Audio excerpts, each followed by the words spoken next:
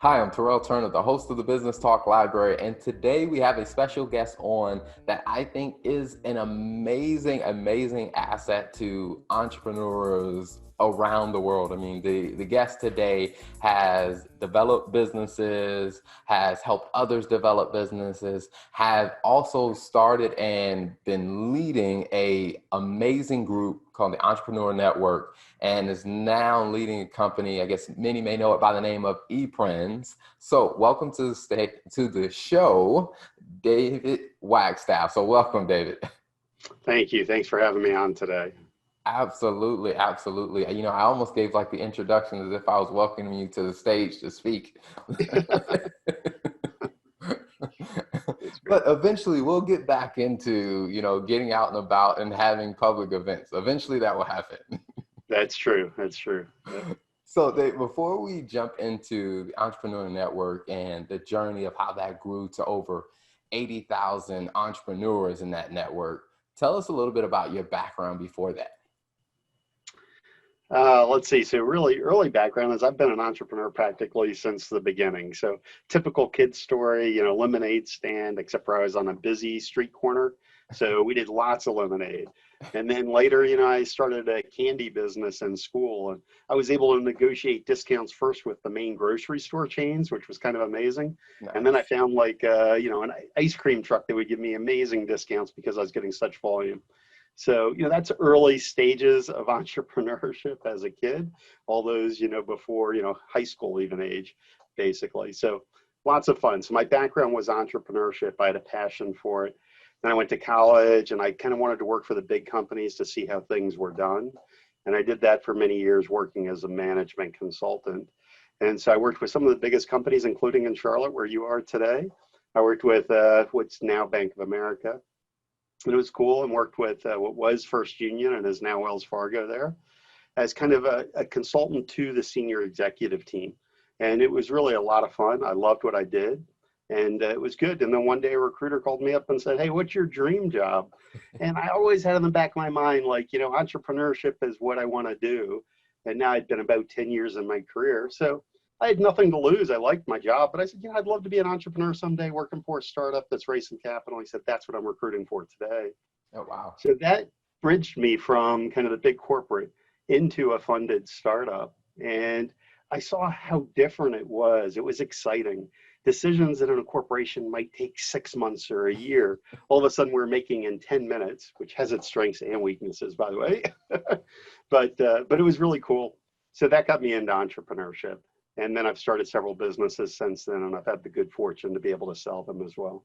Gotcha. One of the things I find to be very interesting for a lot of entrepreneurs in the story where, in their foundational years, they started off as like, an entrepreneur as a kid or in those just learning the fundamentals of it then. And then at some point in their path, they went into a career path. And even as I've talked to some, they said that, they struggled stepping out of the career path because they had gotten so comfortable there that they struggled to make it back into entrepreneurship. Was that a struggle for you, or just was it kind of a natural flow for you?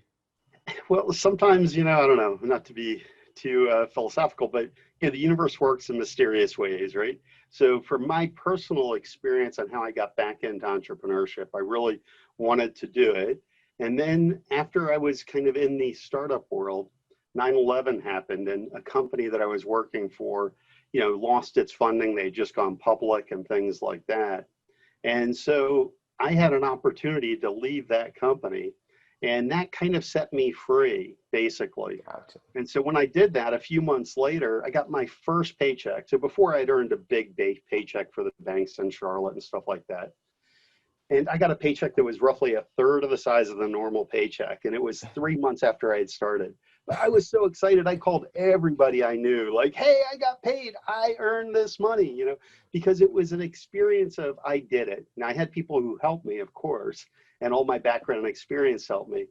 But, I had done this. It wasn't a big company doing this where I just sat and, I did whatever I did for a living. It was the experience of creating something from nothing. And that was so freeing. So that's really kind of how it all started for me. So once Gotcha. that happened, it was freeing, and I was able to then earn more money and that year I actually had a pretty good first year in the business. So. Okay, awesome, awesome. Now, just before we jump into Entrepreneur Network, can you mention the types of businesses, the other businesses that you kind of started over the years? Like, what types of businesses were those? So as a profession, most of my things have been in the consulting arena. So I've been helping other businesses.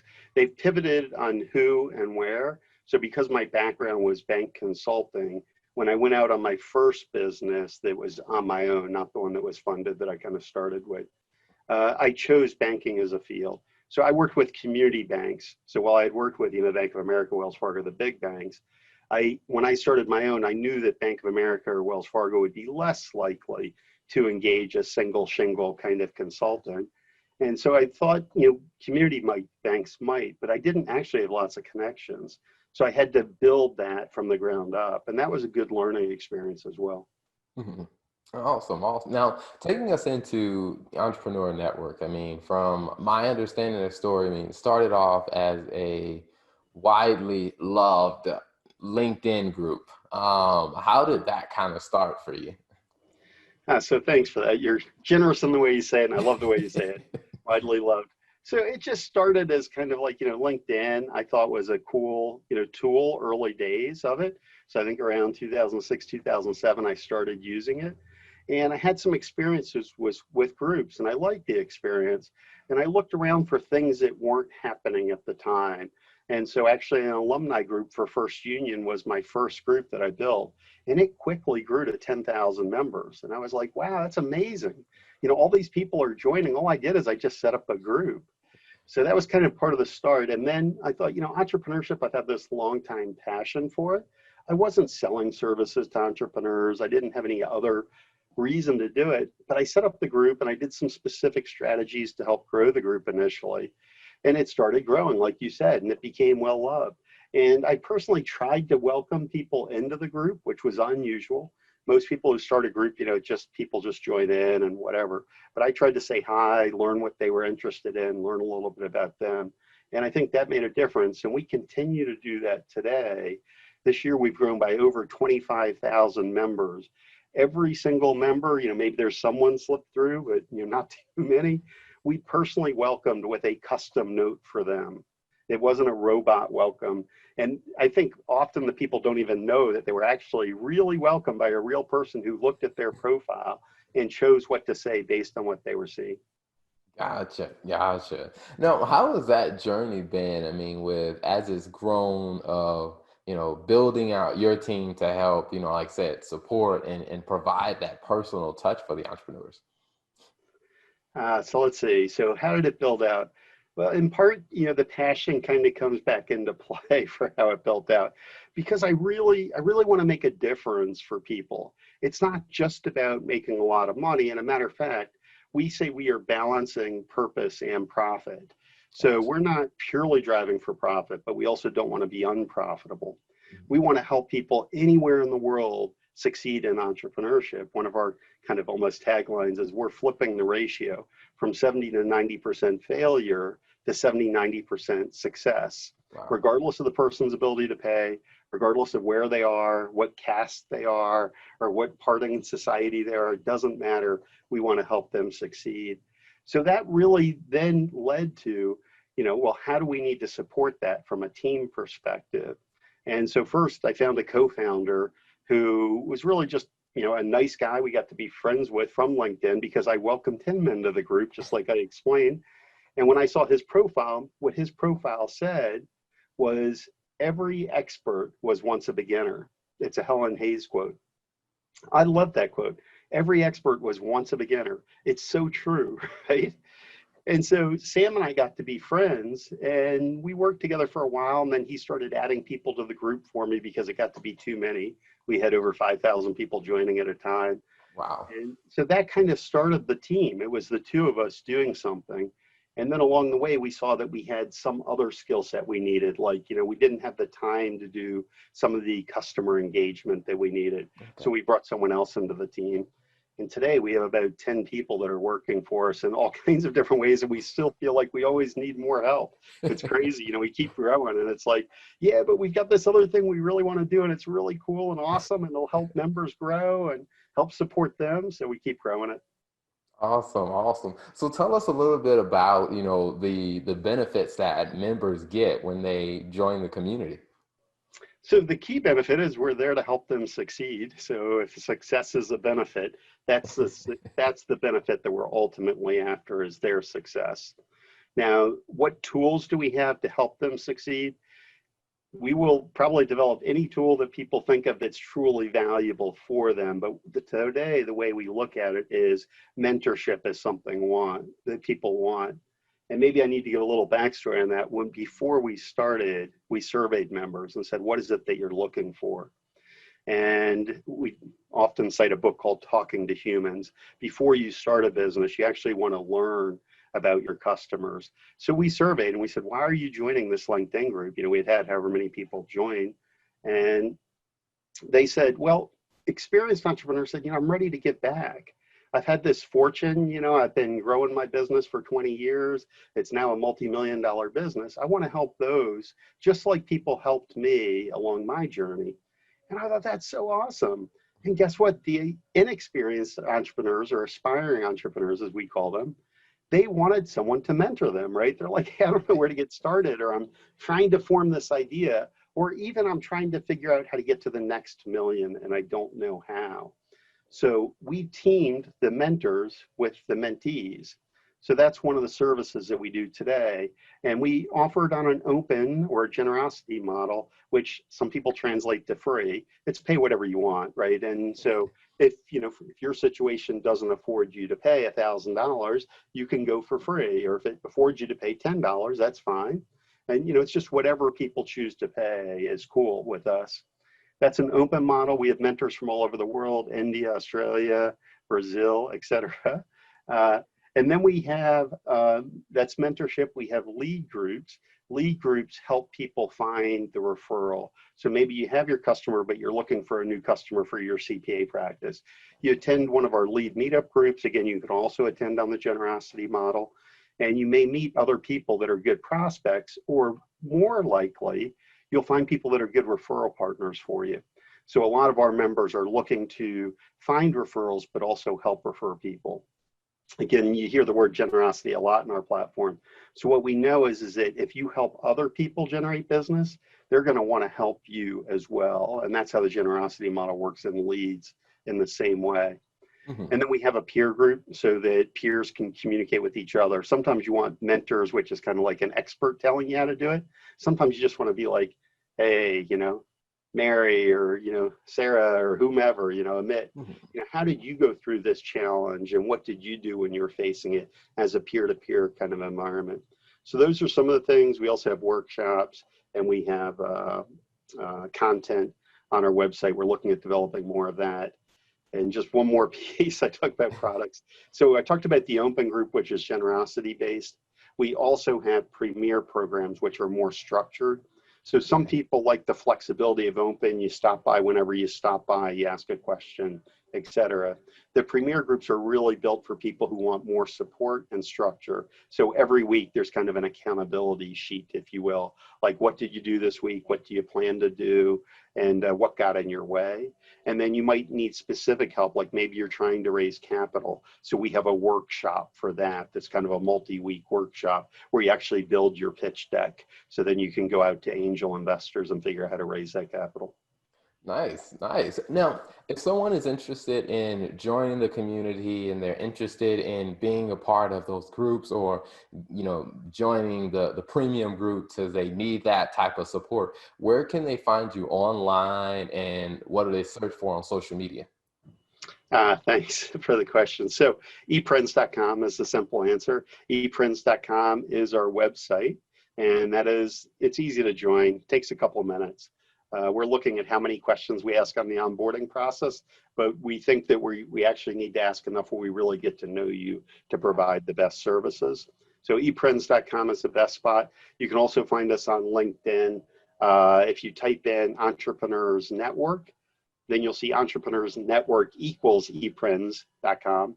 That's our group. There's 87,000 members, I think, today out there, maybe 88,000. We're hovering around 88 right now. And so that's how you'd find us. We are getting ready to build our Instagram account, but it isn't live yet. So stay tuned for that. We've got an amazing, talented designer who's going to just do beautiful things. And then we're looking at adding some good content value so that people get those insights that they want. Awesome, awesome. Now, one of the questions that I think about is, with a community like this, what's some of the feedback that you usually hear from people who join the community, and like what's their feedback or their perception after they've, enjoyed, some of the groups and the benefits and the tools and the opportunities within the network? So it's actually, I love hearing the feedback. It is really cool. What people often say is, I had no idea something like this existed. Like where else do you find, like, you stop by and you get mentorship for an hour on whatever your questions are. So people really, really get excited about it and passionate about it.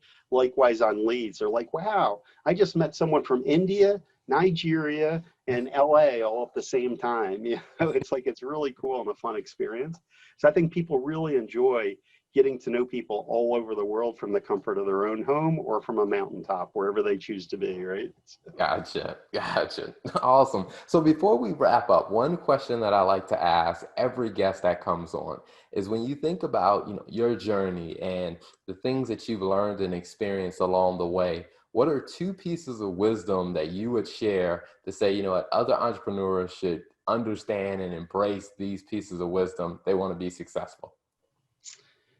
So the first thing is a basic piece of advice, which is do it. So, take the step, right? There's a million people that have ideas, and very few of those relatively that actually take the steps to make it happen. I think it's, I won't, but you miss every shot you don't take, right? I want to say it's Tiger Woods, but I think I've got the wrong person on. So, but you do miss every shot you don't take. Okay. So you really want to get out there and do something. And sometimes people have all kinds of reasons to stop them. Like, hey, I haven't saved enough money yet, or I'm too young, or I'm too old, or I'm too middle-aged, right? It doesn't matter. I hear those kind of excuses all the time. And especially for younger people, when they say, well, I think I'm too young. I'm only 17 or 18 or 19. I'm like, well, it'll take you a while to grow out of that excuse. Why don't you deal with something that at least you can overcome? You can't change that overnight, right? Gotcha. So pick some other thing. So that's one piece of advice. Second piece of advice, let's see, what's a good second piece of advice for folks? So I think the key part of entrepreneurship is not seeing the challenges. You see the challenges of youth or whatever it is, or lack of money or whatever it is, and then you figure out how to overcome it. And there are always solutions out there. So let's say lack of money, since we already talked about age. So there are trillions of dollars out there in the world chasing investments, looking for a good investment. So if you can package the right product and service idea and enroll other people in that idea, like that means team members and things like that, advisors that are supporting you, money will come after you. Like you can get the money. That's totally achievable because there's so much money. Like, global, sovereign wealth funds have, I don't know, $10 trillion or something, right? Wow. They're looking for good investments. And there's angel investors, I think 760,000, maybe 380,000 active in the US, right? That are looking for a good investment. That doesn't always mean the stock market. People want to diversify. Doesn't always mean real estate. If you've got a really good idea and you're able to put it together in a way that makes sense for people, you can get investment dollars. So don't let that be a reason that stops you. And if you don't find dollars, sorry, going a little long on this, it's also telling you something. Yeah. So feedback comes back to you in many ways. If everyone's telling you no, no, no, maybe you need to continue looking, or maybe you need to pivot your idea a little bit and ask people why. Why are you not interested in funding this? And they may give you the best piece of advice available. We had an investor when I had another business, Alfrea Wellness, that said, you're going to have challenges because it's a hyper local marketplace that you're dealing with. We were matching people with locally grown food and resources to grow it, and also then matching people to provide services. So you couldn't go 2 hours away. The person with the service providing wouldn't, right? So we ended up pivoting to work with apartment communities, and apartment communities loved what we were doing. And then we also found hospitals were good clients because they wanted to protect the health of the community. Those are very different marketplaces, but they both had that hyper local thing. And that was an investor giving us that insight. And so you really want to listen to the insight. I think it's one of the biggest benefits of actually raising angel capital. Now I'm kind of off on a side track, but it's one of the things to think about is sometimes as you're getting that feedback, it's easy to say, well, nobody likes my idea, or I'm too whatever, So don't do that. Figure out, why are they telling you that? It's probably not because you're too whatever it is, right? Too old, too young, too male, too female, whatever, right? Just do it, give it a try and listen to the feedback and see if there isn't something that you can do to overcome it. Awesome. Well, David, thank you so much for coming on the show, for sharing your journey, talking about the Entrepreneur Network, also known as EPrenz, and for sharing the wisdom. We really appreciate having you on the show. Very much appreciate you having me on today. It's been fun. Thank you. Thanks for tuning in to the Business Talk Library. If you like what you heard and you want to hear more, be sure to click the subscribe button and follow us on all social media platforms as the Business Talk Library.